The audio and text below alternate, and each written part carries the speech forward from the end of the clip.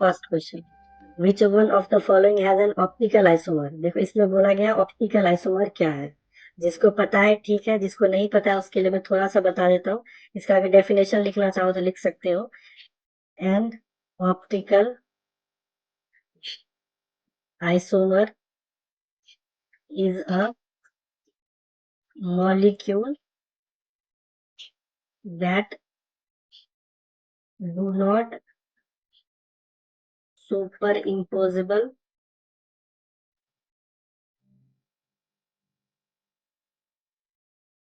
impossible of its mirror image। जब मैं GOC और स्टीरियोकेमिस्ट्री पढ़ाऊंगा उसमें ऑप्टिकल आइसोमर डिटेल्स में समझा दूंगा। अभी के लिए बस इतना ही समझ लो। जैसे एक है कुछ, सपोज ये एक डब्बा है, इसको किसी मिरर के सामने रखोगे, इसका कुछ मिरर इमेज बनेगा। अब इस मिरर इमेज को उठा के डायरेक्ट इस पे रख दोगे, ये एकदम इसी के जैसा हो जाएगा, तो ये सुपर इम्पोज कर गया। ठीक है। अब एक चीज देखो, एक कुछ ऐसा है, ठीक है, यहाँ पे मैंने एक ऐसा लगा दिया और यहाँ पे मैंने एक ऐसा लगा दिया। ठीक है। अब इसका मिरर इमेज बनाओगे तो कैसा बनेगा, देखो थोड़ा दूर करके दिखा देते हैं। बहुत सिंपल है। सपोज एक ऐसा डब्बा है, यहाँ पे मैंने कुछ लगा दिया, यहाँ पे मैंने कुछ लगा दिया। अगर इसका मिरर इमेज बनाओगे तो कैसा बनेगा, एक डब्बा दिखेगा, ये नीचे वाला तो नीचे ही रहेगा, लेकिन ये इधर वाला है तो ये इधर बन जाएगा। अब इसको उठा के इस पे रखोगे, ये तो इधर बन जाएगा ना, फिर ये सुपर इम्पोज नहीं किया। ठीक है। सबसे अच्छा एग्जांपल इसका हमारा हाथ, एक हाथ का इमेज दूसरा हाथ होता है, लेकिन जब पहला हाथ को दूसरे हाथ पे रखोगे तो सुपर इम्पोज नहीं करता है। ठीक है। वो सब थ्योरी की चीज है, डायरेक्ट हम लोग प्रैक्टिकल की चीज देखते हैं। आंसर कैसे निकालना है, देखो किसी भी मॉलिक्यूल्स में अगर सेंटर ऑफ सिमेट्री और प्लेन ऑफ सिमेट्री है तो वो ऑप्टिकल आइसोमर नहीं होगा। ठीक है। इसमें देखोगे सिर्फ ऑप्शन बी में ना प्लेन ऑफ सिमेट्री है ना सेंटर ऑफ सिमेट्री है। अगर इसके स्ट्रक्चर की बात करोगे तो ये ऑक्टाहेड्रल बनेगा। क्यों? क्योंकि EN क्या होता है, इथिलीन डायमीन। इथिलीन डायमीन का स्ट्रक्चर पता है, नहीं पता है तो देख लो। इथिलीन डायमीन होता है CH2 इधर NH2 इधर NH2। ठीक है। ये दोनों इसका बाइंडिंग साइट है, बाइडेंटेड लिगेंड होता है ये, क्योंकि इसका दो बाइंडिंग साइट है। ठीक है। इसका सब हम ऐसे करके दिखा देते हैं, यहाँ पे NH2 यहाँ पे NH2 फिर बीच में CH2। ठीक है। फिर इधर यहाँ पे NH2 यहाँ पे NH2 फिर बीच में CH2 फिर CH2। ठीक है। फिर ऐसे ही यहाँ पे। अब इसका अगर मिरर इमेज बनाओगे तो कैसा बनेगा,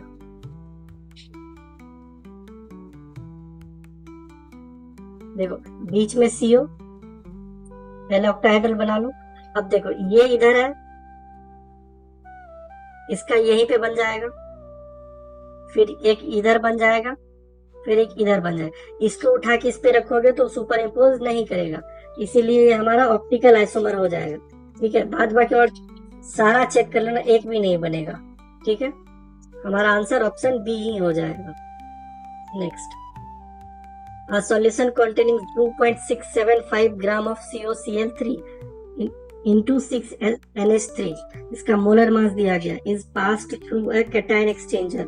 The chloride ion obtained in solution were treated with excess of AgNO3 to give 4.78 gram of AgCl. इसका मोलर मास दिया गया। The formula of the complex is, देखो ये क्वेश्चन इंपॉर्टेंट है, दिखने में बड़ा लग रहा है, बड़ा है नहीं। सबसे पहले इसका मोल निकालो। मोल के लिए क्या होता है, गिवन मास अपन मोलर मास। गिवन मास कितना है 2.675, मोलर मास कितना दिया गया 267.5, इसका 0.01 मोल आएगा। इसका देखो यहाँ पे देखो AgNO3, ये है ना AgNO3, क्लोराइड आयन Cl, ये AgCl प्लस NO3। ठीक है। अब इसका मोल देखो, गिवन मास कितना है 4.78, मॉलिक्यूलर मास कितना है 143.5, इसका 0.03 अराउंड मोल आएगा। ठीक है। अब देखो 0.01 मोल से कितना बन रहा है क्लोराइड, 0.03 मोल। ठीक है। एक मोल से कितना बनेगा 3 मोल बनेगा, सिंपल। यानी 3 क्लोराइड जहां भी पोटेंशियल स्फीयर के बाहर हो वही हो जाएगा आंसर। इसमें 2 है नहीं होगा, इसमें 1 भी नहीं है नहीं होगा, इसमें 1 है नहीं होगा, इसमें 3 है बाहर। हमारा ऑप्शन फर्स्ट ही सही हो जाएगा। ये मोल कॉन्सेप्ट का मिक्स करके दिया है क्वेश्चन, इसलिए ये क्वेश्चन थोड़ा इंपॉर्टेंट भी बन जाता है।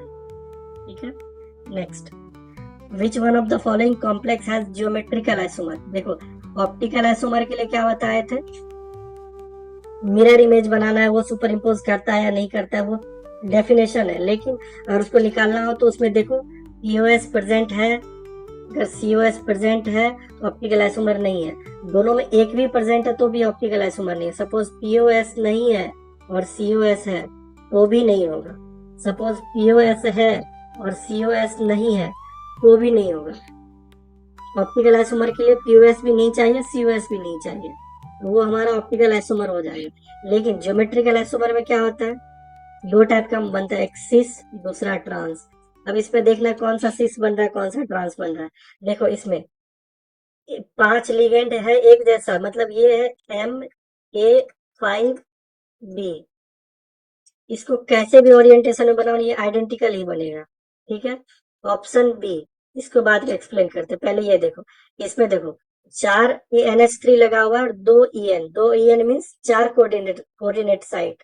ठीक है, क्योंकि एक इथिलीन डायमीन क्या बताया था स्ट्रक्चर, CH2 NH2 NH2, ये बाइडेंटेड लिगेंड है, 2 कोऑर्डिनेशन साइट है, एक EN से 2 कोऑर्डिनेशन साइट ऑक्यूपाई हो रहा है, तो 2 है तो 4, ये तो क्रोमिन ये CR का 8 हो गया ना, तो ये तो पॉसिबल ही नहीं है। अब ये तो ऑप्टिकल आइसोमर अभी दिखाए थे, फर्स्ट क्वेश्चन यही था, हमारा ऑप्शन बी ही सही हो जाएगा। लेकिन बी देखना ही है हमको कैसे होता है सही। देखो इसका एक सिस बनेगा एक ट्रांस बनेगा, पहले सिस बनाते हैं। ठीक है, देखो यहाँ पे EN को रख दो, एक EN यहाँ पे रख दो, एक EN यहाँ पे रख दो, और यहाँ पे NH3 ये हो गया सिस कॉन्फ़िगरेशन। तो इसका ट्रांस बनाना है तो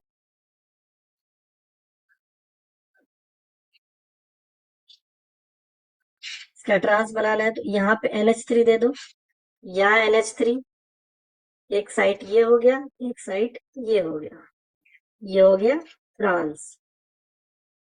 ठीक है, ये हमारा ज्योमेट्रिकल आइसोमर है जिसका ये सिस है और ये ट्रांस है।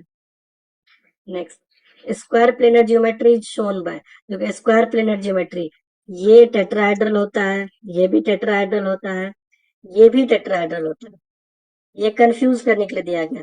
अगर यहीं पे NiCN4 2 माइनस दे दे तो ये स्क्वायर प्लेनर हो जाएगा। क्यों, क्योंकि स्ट्रॉन्ग फील्ड लिगेंड है और D8 कॉन्फ़िगरेशन है। देखो 4D और 5D का अगर कॉम्प्लेक्स है और उसका ये 4 लिगेंड है तो वो स्क्वायर प्लेनर हो सकता है।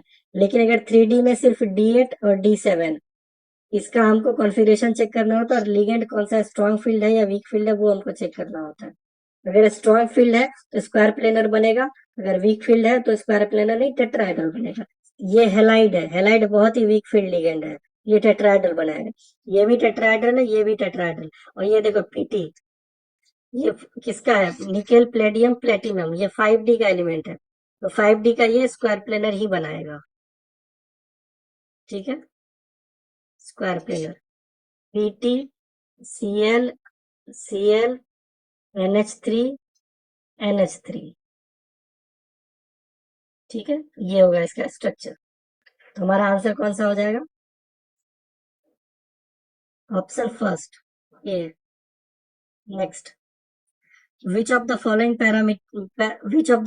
paramagnetic ions would exhibit a magnetic moment spin only of the order of 5 Bohr magneton। देखो सबसे पहले मैग्नेटिक मूवमेंट निकालने का फॉर्मूला N इंटू N+2, ये रूट में। ठीक है, N जहां पे होगा नंबर ऑफ अनपेयर्ड इलेक्ट्रॉन। ठीक है, इसमें देखो ये D5 है, कितना अनपेयर्ड इलेक्ट्रॉन होगा 5, ये स्कैंडियम टिटेनियम यानी D2, इसमें 2 अनपेड इलेक्ट्रॉन। इसमें स्कैंडियम टिटेनियम वेनेडियम यानी D3, इसमें 3 इलेक्ट्रॉन अनपेड इलेक्ट्रॉन।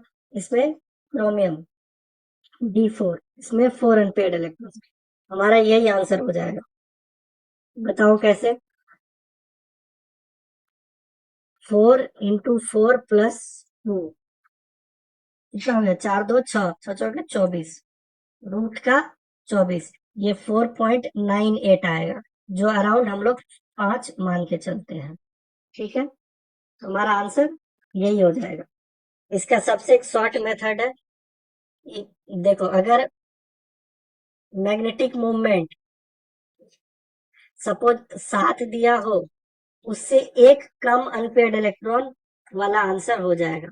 जैसे ये देखो, ये 4 है, ठीक है, इसका मैग्नेटिक मूवमेंट 4 से ज्यादा और 5 से कम, यानी 4 से 5 के बीच में ही आएगा। ये 5 है, इसका 5 से ज्यादा और 6 से कम इसी बीच में आएगा। ये 2 है, इसका 2 से ज्यादा और 3 से कम इसी बीच में आएगा। कोई भी एक उठा के देख लो। सपोज चलो 2 उठा के देखते हैं। 2 इंटू 2 प्लस 2, ये रूट में 2 टू 4 इंटू 2 यानी 8। 8 का अगर रूट करोगे तो क्या आएगा? 9 का रूट 3 आता है। ठीक है, ये तो 3 से कम ही होगा ना। और 2 स्क्वायर 4 आता है, तो ये तो 4 से ज्यादा है, और 2 और 3 के बीच में ही आएगा। ठीक है, तो तुम ऐसे भी निकाल सकते हो, जैसे 5 बोर मैग्नेट्रॉन दिया गया है, तो 5 से कम और 4 से ज्यादा जो भी होगा यही हो जाएगा। इसका तो नहीं होगा, ये भी नहीं होगा। तुम थोड़ा सा प्रेडिक्ट भी कर सकते हो। इसका आंसर ऑप्शन डी हो जाएगा। Next, the correct order of ligand in spectrochemical series. देखो, स्पेक्ट्रोकेमिकल सीरीज तो वैसे हम लोग इलेक्ट्रोकेमिस्ट्री से देखते हैं, वो अभी नहीं बताने जा रहे जो कैसे फाइंड करते हैं। बट इसमें होता क्या है, सबसे ज्यादा CO होता है, फिर CN होता है, फिर EN। यहीं पे देख लो, सबसे ज्यादा CN दिया गया, अगर CO होगा तो इससे भी आगे हो जाएगा, फिर EN, फिर NCS, और सबसे लास्ट में आता है हेलाइड। अगर इसका तुमको सीरीज लिखना हो, इंपॉर्टेंट है तो लिख लो।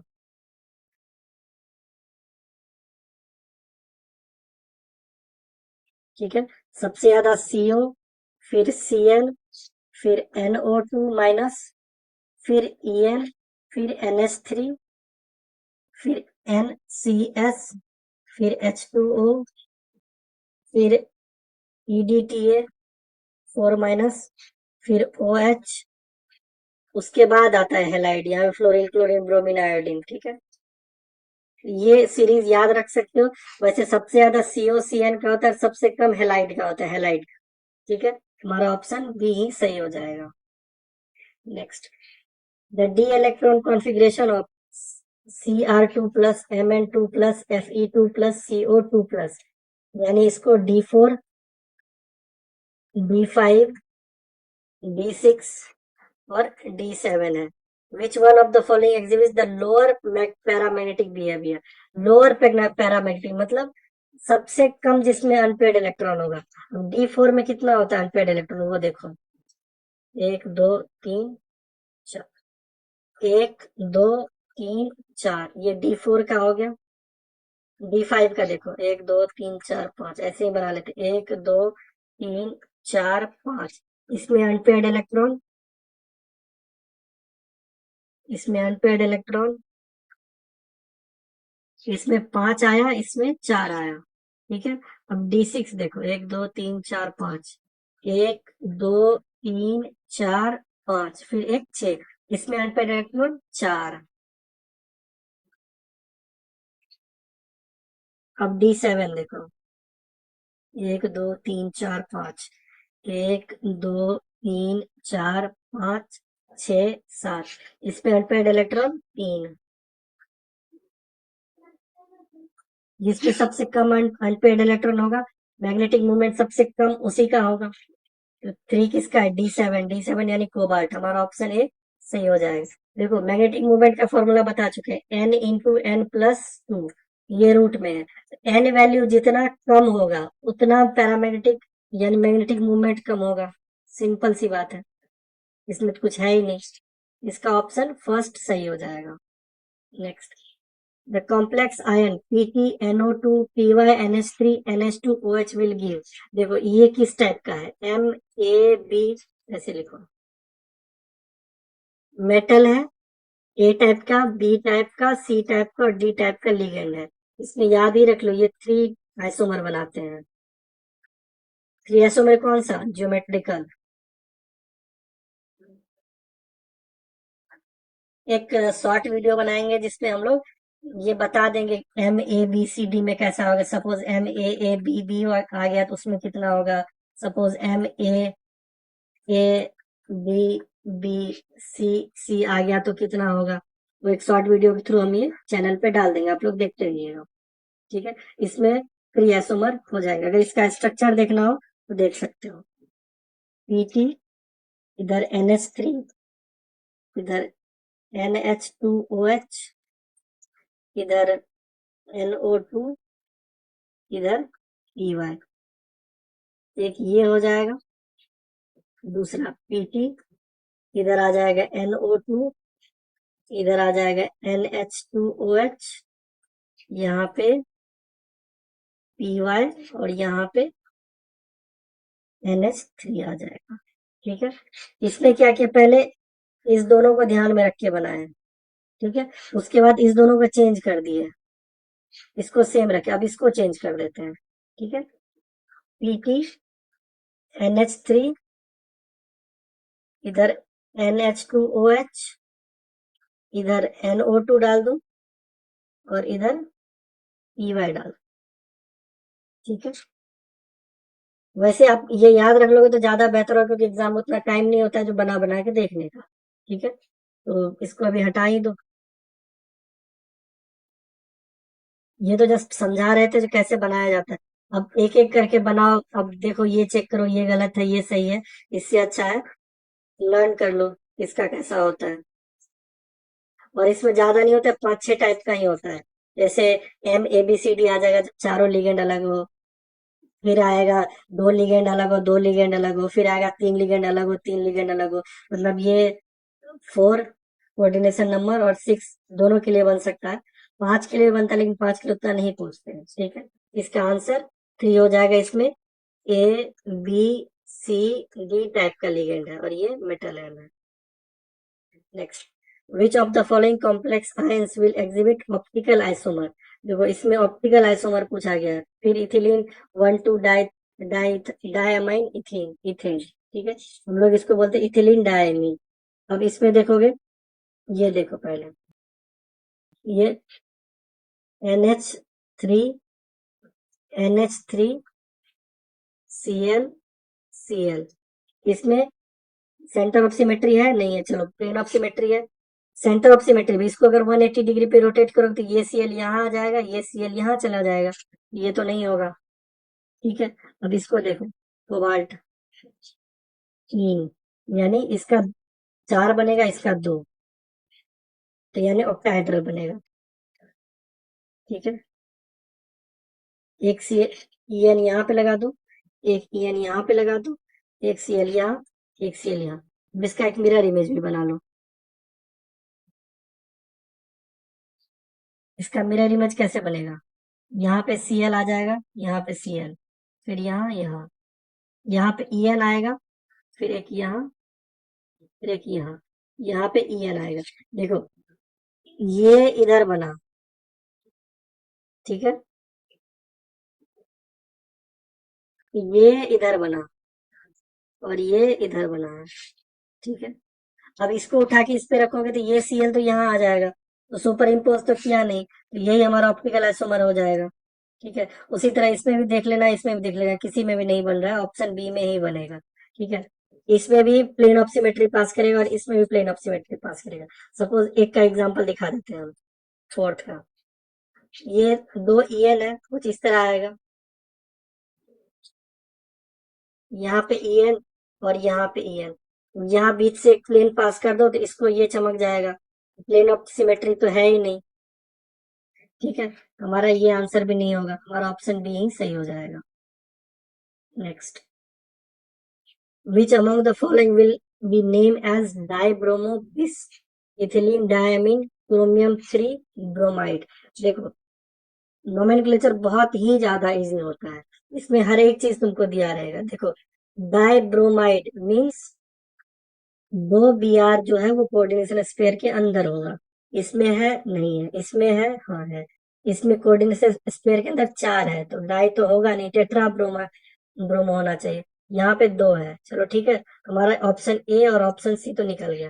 अब देखो 20 इथिलीन, 20 मतलब 2 इथिलीन, यानी 2 इथिलीन होना चाहिए। इसमें देखो 2 इथिलीन है, ये हो सकता है। इसमें ये तो ऑलरेडी निकल चुका है।